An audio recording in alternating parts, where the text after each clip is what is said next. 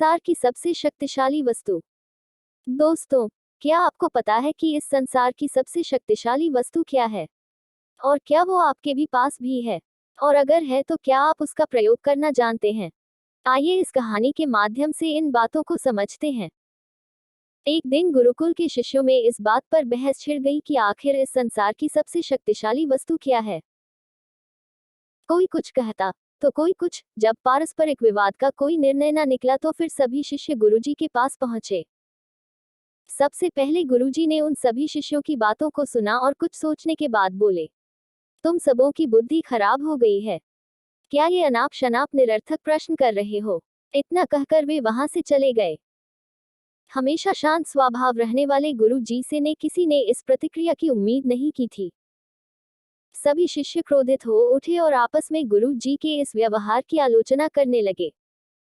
अभी वे आलोचना कर ही रहे थे कि तभी गुरु जी उनके समक्ष पहुंचे और बोले, मुझे तुम सब पर गर्व है। तुम लोग अपना एक भी क्षण व्यर्थ नहीं करते और अवकाश के समय भी ज्ञान चर्चा किया करते हो। गुरुजी से प्रशंसा के बोल सुनकर शिष्य गदगद हो गए, उनका स्वाभिमान जागृत हो गया और सभी के चेहरे खिल उठे। गुरुजी ने फिर अपने उन सभी शिष्यों को समझाते हुए कहा, मेरे प्यारे शिष्यों, आज जरूर आप लोगों को मेरा व्यवहार कुछ विचित्र ला होगा। दरअसल मैंने ऐसा जानबूझ आपके प्रश्न का उत्तर देने के लिए किया था।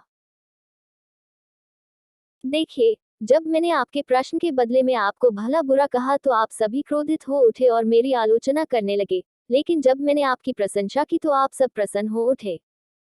पुत्रों, संसार में वाणी से बका दूसरी कोई शक्तिशाली वस्तु नहीं है। वाणी से ही मित्र को शत्रु और शत्रु को भी मित्र बनाया जा सकता है। ऐसी शक्तिशाली वस्तु का प्रयोग प्रत्येक व्यक्ति को सोच समझकर करना चाहिए। वाणी का माधुर्य लोगों को अपनी ओर आकर्षित कर लेता है। गुरुजी की बातें सुनकर शिष्यगण संतुष्ट होकर लौट आए और उस दिन से मीठा बोलने का अभ्यास करने लगे। दोस्तों, हमारी बोली या हमारी वाणी बेहद शक्तिशाली होती है। जरूरत है इसका सही प्रयोग करने की। यदि हम अपनी बोली अच्छी रखते हैं और अपनी बात बिना औरों को ठेस पहुंचाए हुए कहते हैं तो ये हमारे व्यक्तित्व को संवारता है और हमें लोगों के बीच लोकप्रिय बनाता है। वही अगर हम नॉर्मल बात भी डिसरिस्पेक्ट या क्रोध के साथ कहते हैं तो ना हम ठीक से अपना मैसेज कन्वे कर पाते हैं और ना ही दूसरों के हृदय में अपने लिए कोई जगह बना पाते हैं। अतः हमें हमेशा सही शब्दों और सही लहजे का चुनाव करना चाहिए। धन्यवाद।